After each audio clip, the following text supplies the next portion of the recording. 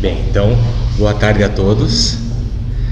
Meu nome é Augusto, eu sou psiquiatra, eu sou ijuiense e para mim é uma honra, uma verdadeira emoção estar aqui hoje falando, conversando.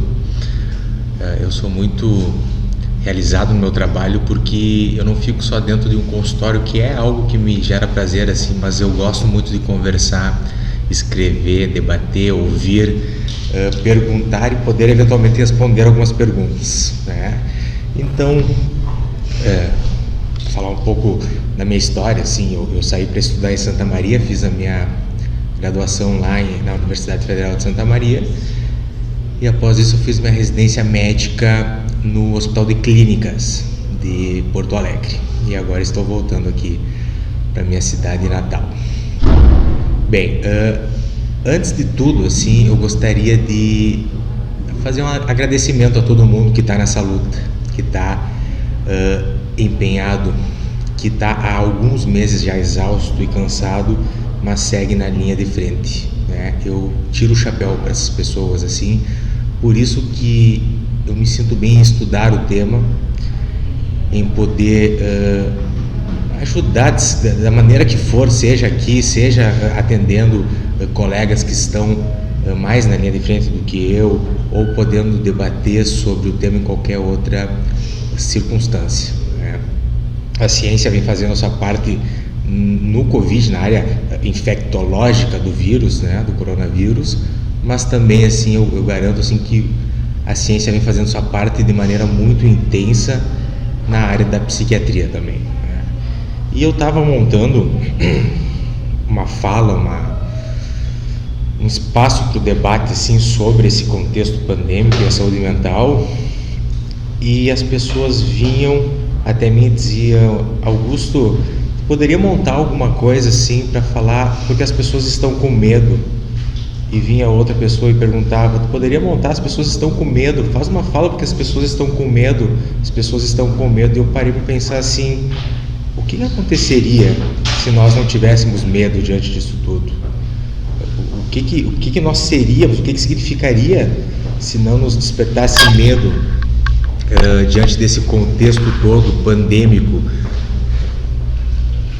Então significa que, bom, o medo é um aviso, é um mecanismo de defesa, é um sinal, né? Então nós somos seres humanos, né? E o medo, obviamente e naturalmente, faz parte disso tudo. Pode passar, por gentileza.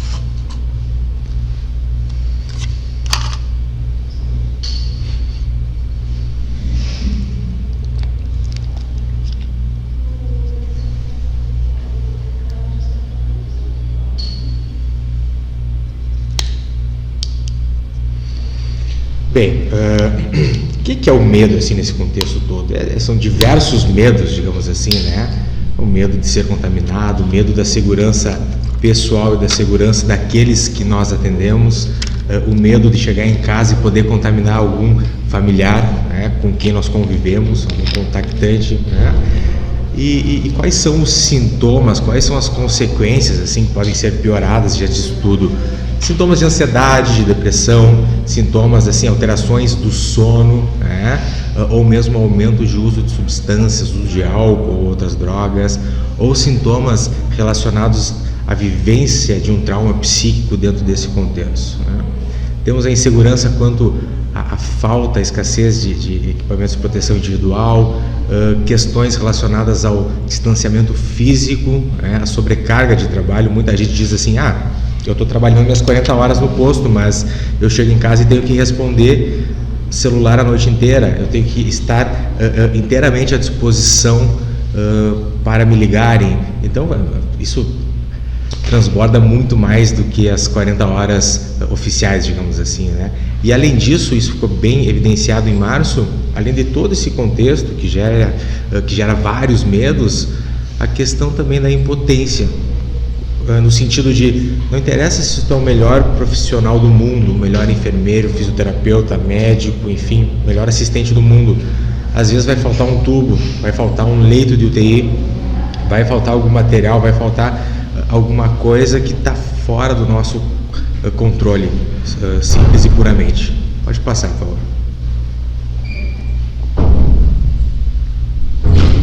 intenção assim não é trazer grandes milagres assim nessa fala, mas poder contribuir assim para algumas coisas que eu venho estudando, assim, algumas estratégias simples assim que podem ser úteis, né? E muito se fala sempre em tratamento, em tratar, em curar, mas tem outras esferas também assim que precisam ser vistas e abordadas, que é a prevenção do adoecimento, né? A promoção da saúde. Estou bem, estou estável, está tudo certo, os meus sintomas eles são apenas reacionais, esporádicos. Bom, então vamos pensar em promover a saúde, né? Em manter essa estabilidade. O tratamento de sintomas, que é o tradicional, e após o tratamento, um período de reabilitação depois de uma intervenção terapêutica. Pode passar.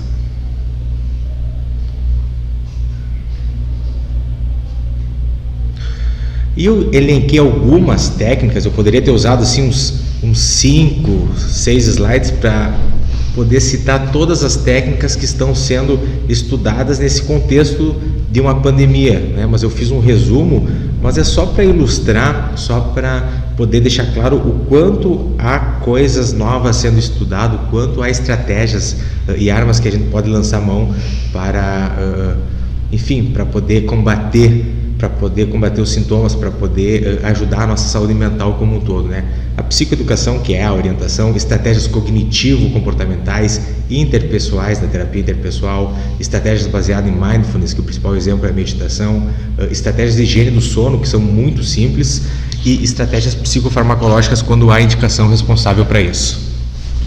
Passar. Bem, então para ficar didático, é importante a gente ficar sempre tentar deixar o mais claro o que eu sinto no meu dia a dia. Junto com isso, separar o que eu penso em uma terceira esfera, como eu me comporto. Então, sentimento, pensamento e como eu me comporto, né? E saber que o sentimento, o pensamento e o meu comportamento, eles são 3 esferas interligadas. O sentimento interfere no pensamento e vice-versa, o pensamento interfere no meu comportamento e vice-versa, assim como o meu comportamento está intimamente ligado ao meu sentimento, né? E bom, se eles estão interligados, muitas vezes mudando o meu comportamento, a maneira como eu me comporto, eu consigo mudar o meu sentimento, o que eu sinto e o meu pensamento, o que eu penso, que são coisas um pouco mais cristalizadas por vezes. Então, mudando o meu comportamento às vezes é mais fácil. A gente vai falar um pouco sobre isso, né? E de antemão, assim, eu dou uma estratégia geral que é sempre contraproducente, que é o julgamento, né? Coisas do tipo assim: meu Deus do céu, eu estou deprimido, que vergonha, eu estou ansioso, eu sou muito fraco por estar me sentindo mais triste do que o meu basal. Julgar não tem sentido assim algum do ponto de vista terapêutico. Isso, então é uma coisa que eu sempre aconselho assim, evitar uma atitude julgadora de início.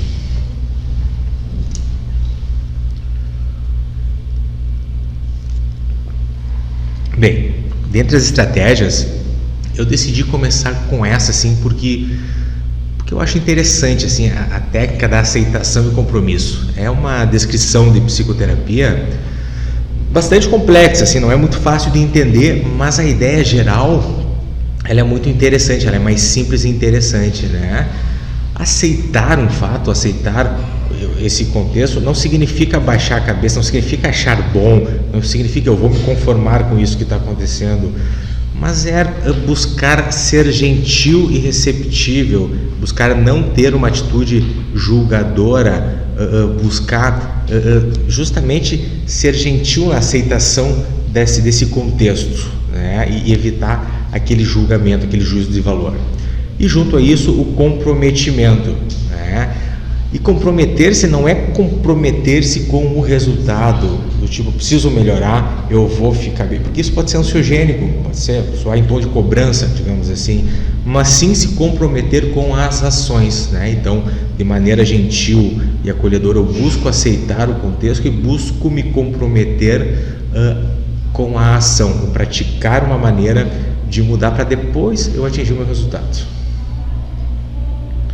Bem, então lembrando, né, nós temos um pensamento, um sentimento e um comportamento, e tentando focar no nosso comportamento para tratar algum sintoma, para prevenir um adoecimento, para promover a saúde e para reabilitar após um tratamento. Entra aí a técnica muito simples, mas muito efetiva da ativação comportamental, né? De que maneira a gente age assim? em geral. Nós temos uma motivação, nós temos um humor, nós temos uma motivação no nosso dia quando a gente acorda, e essa motivação acaba definindo uma ação. Bom, se eu acordo domingo de manhã, eu estou com preguiça, estou triste, estou mal-humorado, em geral eu não vou sair para caminhar, para andar de bicicleta ou coisa assim. E a ideia da ativação comportamental é justamente inverter essa lógica. Não é fazer com que a motivação determine a ação, mas sim a ação determine a motivação. É dar aquela forçadinha na barra, assim, né? Do tipo assim, escolher uma atividade e não dar tanta vazão à minha motivação, mas começar pela ação. Por exemplo, academia. Bom, se eu me inscrever na academia e for direto para um aparelho super pesado ou correr 1 hora, eu não vou ir, não vai dar certo. Em pouco tempo eu vou desistir dessa tarefa. Agora, se eu começar assim com uma caminhada, que é algo que eu tenho prazer, e para mim é fácil, uma caminhada de 15 minutos, 3 vezes por semana, será que eu não consigo fazer? Será que aos poucos, quando eu for fazendo, eu não consigo fazer com que isso vire um hábito e que isso vire uma rotina, e que daqui a um pouco eu subo para 20 minutos e daqui a um pouco eu subo para todo dia? Quando vê, eu estou 1 hora na academia, né? Então se escolhe uma tarefa que se tem prazer e se escolhe uma tarefa que se domina, né? Não adianta escolher uma tarefa, por exemplo, lavar louça. Eu domino lavar louça, mas eu não tenho prazer, então vai ser difícil eu fazer isso aí, né? Ou uma tarefa que eu tenho prazer, atividade, mas eu não domino, jogar futebol americano, não sei jogar futebol americano, então não adianta, tem que ser algo que tu domina e que tu se sinta bem. E aí, a partir do momento que tu escolhe essa tarefa, tu se pergunta assim: caminhar 15 minutos 3 vezes por semana é algo que, assim, ó, de 0 a 100, quanto que eu tenho chance de fazer? 70%. Não, pera aí, alguma coisa está muito difícil ainda, vamos facilitar. 2 vezes por semana, aí eu tenho chance de fazer 80%. Aí a tarefa começa a ser aplicável na ativação comportamental. Tá, mas olha só, não vai, 15 minutos não vai adiantar nada, tu não vai aumentar a frequência cardíaca, tu não vai queimar calorias. A ideia não é essa, Denise. A ideia é tu te reabituar com a ação para que depois tu consiga fazer uma rotina mais efetiva, então, digamos, que seja o caso. Mas a ativação comportamental é isso, é algo fácil que tu domina e que tu consiga agir para, agindo, tu consiga mudar aí sim a tua motivação. Aquela tua motivação que era uma motivação mais deprimida, mais, a gente chama de anedônica, enfim, mais enérgica, com redução de energia. Conforme a ação regular, tu vai se tornando mais motivado e mais menos triste, né? Mais animado. Pode passar. Outra estratégia também muito em moda é a questão do mindfulness, né? Que é a meditação. Tá, mas Augusto, meditação é um tratamento. Agora, meditação é um tratamento cientificamente comprovado e muito poderoso, né? O mindfulness significa, assim, a melhor tradução eu diria que é a atenção plena no presente. Se nós pararmos para pensar, a nossa atenção ela está sempre, né, a nossa cabeça está sempre com 1000 ideias, 1000 pensamentos, sempre com as ideias passando de maneira muito ligeira, sempre há preocupações, e de maneira muito simples a gente pode pensar que alguns pensamentos ou sintomas depressivos, eles derivam de pensamentos que não estão no presente, mas sim no passado, bem como os sintomas ansiosos são pensamentos que não estariam no presente, mas sim aquele pensamento muito no futuro, aquela ansiedade antecipatória. Então a atenção plena, ela é manter a atenção no presente para evitar o futuro, que seria a ansiedade, e o passado, que seria a depressão, né? Então tudo isso também numa atitude muito gentil, não julgadora, de aceitação. E o que eu mais ouço é: Augusto, eu não consigo, eu já tentei meditar. E eu digo assim: olha, se tu pegar as pessoas mais experientes em meditação, que meditam há 20 anos, quase profissionais de meditação, eles conseguem deixar a atenção plena, esvaziar a mente, digamos assim, em 60% do tempo. Isso é muito pouco.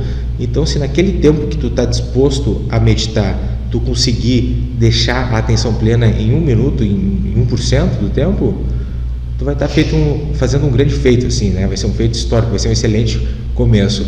Então a ideia é ir praticando, até que a capacidade de manter a atenção plena deixe de ser um exercício, deixe de ser um esforço, digamos assim, e vá se tornando um traço psicológico teu, natural, aprendido, capaz de tu aplicá-lo no dia a dia, né? Tu não precisa parar numa posição adequada, num ambiente 100% silencioso para meditar. Tu pode estar aqui fazendo uma palestra e tu vai manter a atenção plena na luz que está vindo no teu rosto, ou tu pode escovar os dentes e estar mantendo a atenção no sabor de menta, no atrito da escova com os teus dentes. E esse traço, essa capacidade de manter a atenção plena no presente é algo muito preventivo e terapêutico em termos de saúde mental. Pode passar.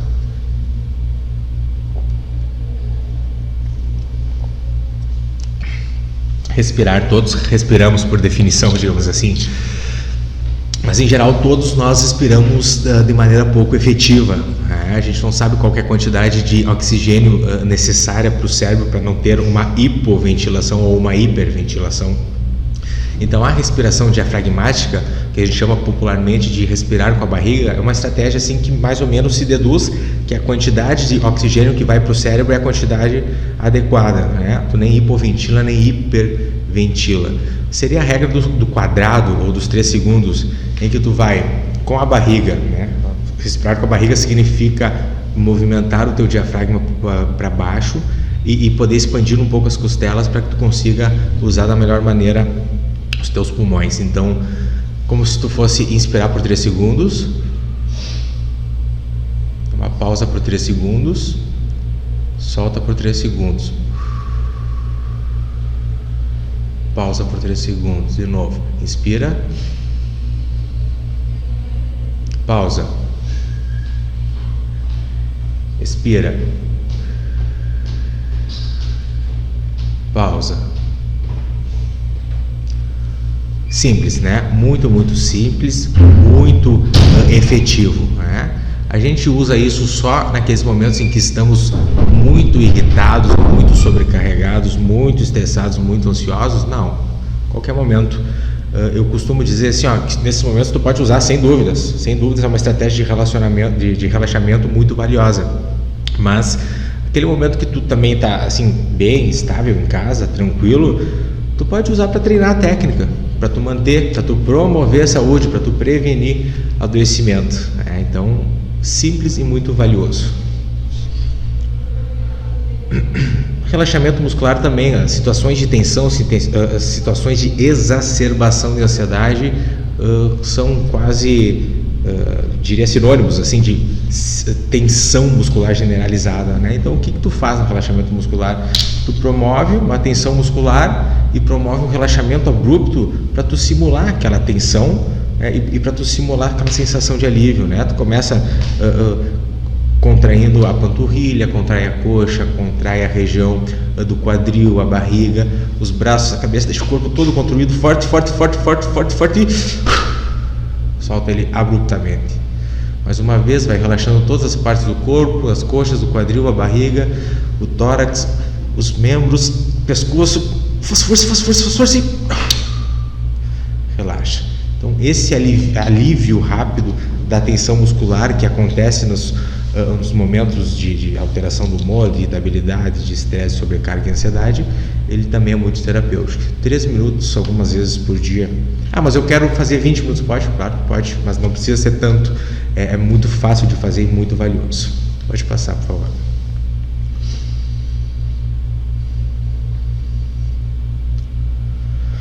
Bem, muitas pessoas falam assim, tá, mas assim, não é fácil para mim, eu tenho muitas preocupações o tempo todo, assim, o dia inteiro me preocupando com listas, e aí de vez em quando eu me preocupo para saber se eu sei todas as preocupações que eu tenho, se eu não esqueci nada, e aí é complicado.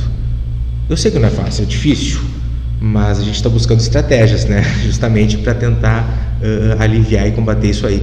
E uma das estratégias é a escrita, é o escrever, né? É ter um momento em que eu vou dedicar esse momento para as minhas preocupações, uma agenda, um cantinho das preocupações, como eu digo, né? Ter um espaço, um tempo em que eu vou anotar. Ah, lembrei de uma preocupação. Pega o WhatsApp e manda uma mensagem ou um bloco de notas e anota aquilo ali, para depois tu saber.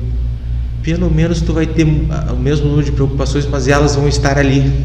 tu não vai estar preocupado se tu lembra de tudo, se tu anotou tudo, se tu não vai esquecer de nada. Talvez tu não diminua as preocupações, eu entendo, mas elas vão estar ali no local, escrito, guardado, naquele cantinho, naquele momento. É circunscrever aquele turbilhão de preocupações, se for o caso. Deixa eu passar. O sono, né? O sono é valiosíssimo, é estudado desde a antiguidade, cada vez mais essa ciência ela vem evoluindo, né? E ao contrário do que muitos pensam, a primeira estratégia para combater o sono não é farmacológica, não é Rivotril, não é diazepam, não é amitriptilina, não é nada disso, mas sim aquilo que a gente chama de estratégias comportamentais, terapia comportamental da higiene do sono, né? Estratégias simples, mas, de novo, muito valiosas e efetivas.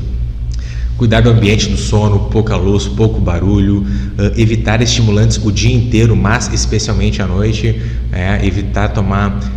eu sempre faço assim, às vezes as pessoas têm o hábito de tomar 1 ou 2 térmicas de chimarrão ao dia, isso é muito natural, e passam a tomar 3 cuias e o sono melhora muito, né?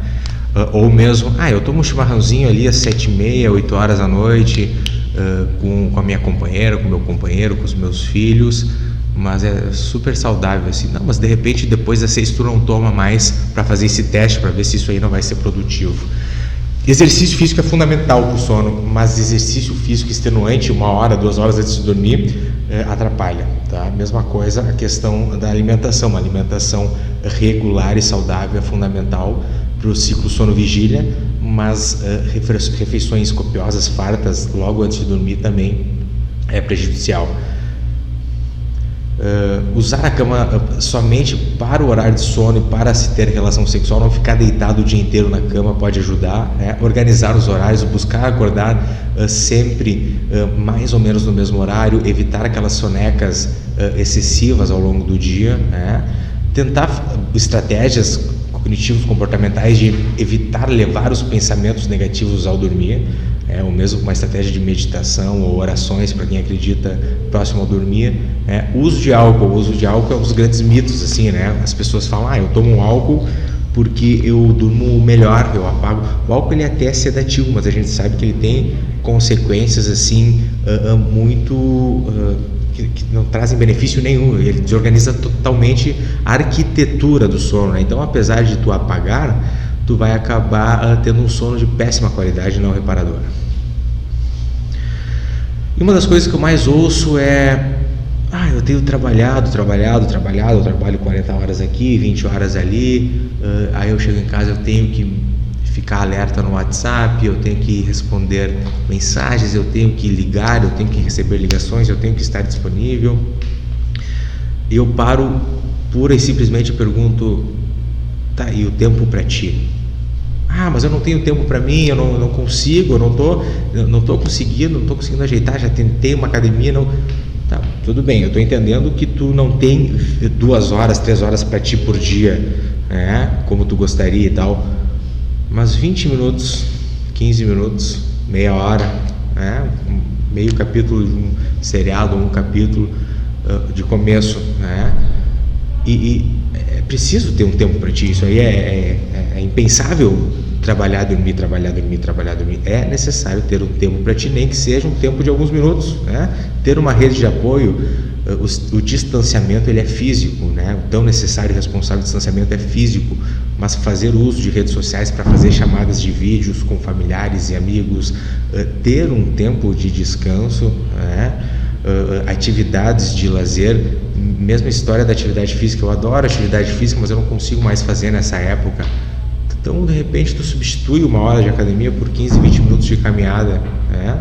Informação, eu gosto de me manter bem informado. Informação é ótimo, mas é bom que ela não tome conta do teu dia a dia, do tipo, saio da Globo News e vou pro CNN, que vou pro 0 Hora e ligo na Gaúcha. Então, buscar uns minutos para se informar sobre os fatos do dia e deixar circunscrito naqueles 20, 30 minutos, né? Digamos assim. Outra coisa que eu ouço muito: eu fico 24 horas à disposição no meu celular. Não tem como, é impossível, assim, né?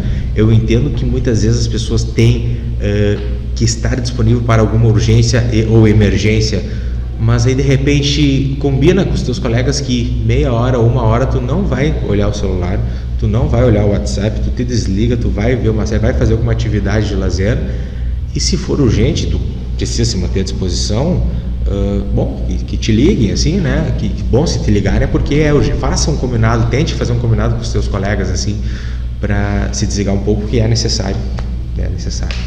Escrever é muito legal, automonitoramento, né? O que eu penso, o que eu senti, quanto é verdade disso que eu pensei, assim, como eu me comportei diante disso que eu pensei, será que haveria algum comportamento alternativo a esse que eu escolhi, ou um pensamento, eu pensei tal coisa, será que tem alguma forma diferente de pensar isso? Pura e simplesmente assim, discorrer sobre o que se pensou, o que se sentiu, como se comportou. Deixa eu passar.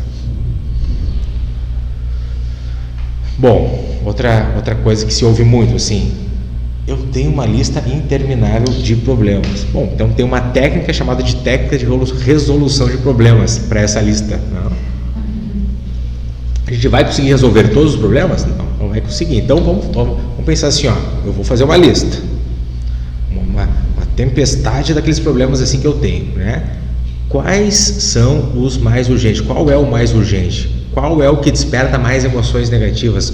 Ou, se eu não conseguir achar o mais urgente assim para priorizar, qual que é o que eu resolvo mais fácil, que eu já elimino, já risco dessa lista? Bem, selecionei um problema, né, dentro dessa minha lista, ou o mais urgente, ou o que eu resolvo mais fácil. O que está acontecendo? Quais são os detalhes? Vamos mapear esse problema, vamos fazer um detalhamento, vamos ver esse problema em etapas, né? O problema é eu ter medo de me contaminar. Tá, mas e como é que eu vou resolver isso, né? Medo de contaminar. Não me parece assim. Vamos ver o que está por trás disso e aí tu vai detalhando. Tá, mas por quê? Porque eu poderia estar mais protegido. Mas como eu estaria mais protegido? Eu estaria mais protegido se eu usasse proteção. Tá, mas qual proteção? Máscara. Então eu estou com medo de me contaminar porque eu estou com falta de máscara. Aí já é um problema mais palpável para eu, mais concreto, palpável para eu poder solucionar e não mais tão abstrato assim, né? Já tem o problema então mais dissecado, digamos assim. Então, qual é a solução? Vamos fazer de novo aquela lista, aquele brainstorm de soluções, né? O que eu posso fazer? Eu posso encomendar, eu posso comprar na farmácia, eu posso entrar em contato com o pessoal da Secretaria de Saúde, eu posso entrar em contato com o coordenador da minha unidade, eu posso pedir doações. Vamos fazer várias hipóteses, assim, né? Várias alternativas assim, de solução, e dentro dessas alternativas também vamos elencar a nota mais fácil ou a solução mais adequada dentre essas que eu pontuei. Aí se tem um problema elencado e se tem uma solução mais fácil e adequada, né? E tentar assim treinar, né? Fazer um ensaio comportamental, depois agir e depois analisar para se ter um feedback, um auto-feedback, né? Um feedback próprio para ver como foi essa tentativa de resolver o problema.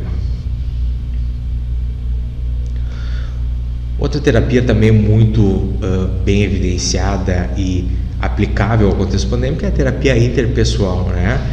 Então, ela relaciona os sintomas de saúde mental na pandemia com o contexto interpessoal. E o contexto interpessoal, falar na relação interpessoal, é falar na comunicação. É como que eu me comunico, né? Quais são os meus problemas, os meus déficits na comunicação, né? Como que eu posso mudar essa minha dificuldade de comunicar o que eu quero, como aprimorar, né? Eu posso falar que eu estou com fome de várias maneiras. Eu posso dizer, poxa vida, eu estou com fome e não tem nada para comer. Ou eu posso ficar quieto, eu posso agir de uma maneira passiva, assim, eu estou com fome, tá bem, eu vou segurar, eu vou sair daqui e vou comer alguma coisa, né? Ou eu posso encontrar alguém no corredor e perguntar assim, tudo bem, com licença, será que tem algum lugar que eu possa fazer um lanche aqui perto, um lugar mais perto que eu possa ir? Então, são 3 maneiras de comunicar-se, falar a mesma coisa, mas de um jeito diferente, né? Há uma técnica que é o treino da assertividade, seriam 3 maneiras de nos comunicarmos. É uma maneira agressiva, que é, de maneira agressiva, pedir uma comida, sair gritando de maneira grosseira e mal educada, ou uma maneira passiva, que é por vezes nem falar ou ou darem diretas assim muito pouco sugestivas assim de que se está com fome ou que se quer ajuda para se alimentar, ou uma maneira assertiva, que é o buscar ser o mais calmo possível, o mais argumentativo possível, que são 3 maneiras de falar a mesma coisa, e 2 são disfuncionais, que é a maneira agressiva e passiva, e a maneira assertiva seria mais funcional. E também outra dica dessa técnica seria encorajar a expressão do afeto, poder falar de maneira mais recorrente aquilo que está sentindo. Eu não estou gostando dessa caderneta aqui na mesa. Será que não seria melhor eu falar de uma maneira mais assertiva, calma, argumentativa, que eu não estou gostando? Ou eu guardo esse sentimento, esse incômodo para mim, assim? Ou eu falo, por gentileza, eu vou deixar essa caderneta aqui do lado, esse minuto, porque tá me atrapalhando um pouco. Então, essa expressão do afeto, buscar sempre encorajar e treinar ela cada vez mais. Pode passar. Bom, e também aprimorar a nossa rede interpessoal, assim, né? Buscar elencar quem são as pessoas mais íntimas, quem são aquelas próximas, quem são aquelas mais distantes, né? Qual é a rede de apoio que eu tenho, né? Muitas vezes nesse treino a gente faz 3 círculos concêntricos, né? 3 círculos com o mesmo centro. Dentro das relações íntimas, no círculo intermediário, as relações próximas, e por fim as relações distantes. E a gente faz esse exercício mesmo de puxar alguém distante para próximo, ou de puxar alguém próximo para íntimo. Tem uma prima minha que é próxima e que, bom, talvez eu pudesse fazer com que ela fosse íntima, então eu vou fazer uma ligação de vídeo para ela e traz ela de uma pessoa próxima para uma pessoa que tu conta mais de perto, ou uma outra pessoa, um amigo que tu não vê há anos, mas que tu sabe que é uma pessoa que vocês se gostam, que está lá distante e que pode vir a se tornar uma pessoa próxima, né? Então, as técnicas interpessoais passam muito pela comunicação e pela rede interpessoal de apoio, de amizades, de família, enfim. Do ponto de vista psicofarmacológico também, nesse contexto, cada caso individualmente deve ser analisado, e se houver uma indicação clara e responsável, se deve sim fazer o uso da tecnologia psicofarmacológica, assim, em menor dose, menor número de medicações pelo menor tempo que é necessário, né? Mas que a questão psicofarmacológica está cada dia mais moderna, e isso me deixa muito contente, e isso está assim. Então, se houver indicação, estratégia para enfrentar esse momento bastante complicado, sempre tentar avaliar, assim, né? Recapitular, revisar o que se aprendeu. Eu estou fazendo mindfulness, eu estou fazendo ativação comportamental. Então, que a gente tenha essa arma para sempre, né? Para todas as adversidades que houverem, que a gente for encarar no mundo, assim, né? Não que acabe a academia, então eu não vou mais fazer uso do exercício físico ou da higiene do sono, que a gente carregue junto sempre todas essas estratégias que a gente for usar a mão e for lançar a mão e aprender, né? Buscar um segmento, cada um buscar a sua, conforme a sua necessidade, conforme julgar necessário, um segmento adequado para a sua saúde mental, e buscar sempre estar prevenidos de recair nos sintomas, e buscar sempre solucionando as questões, os problemas diários.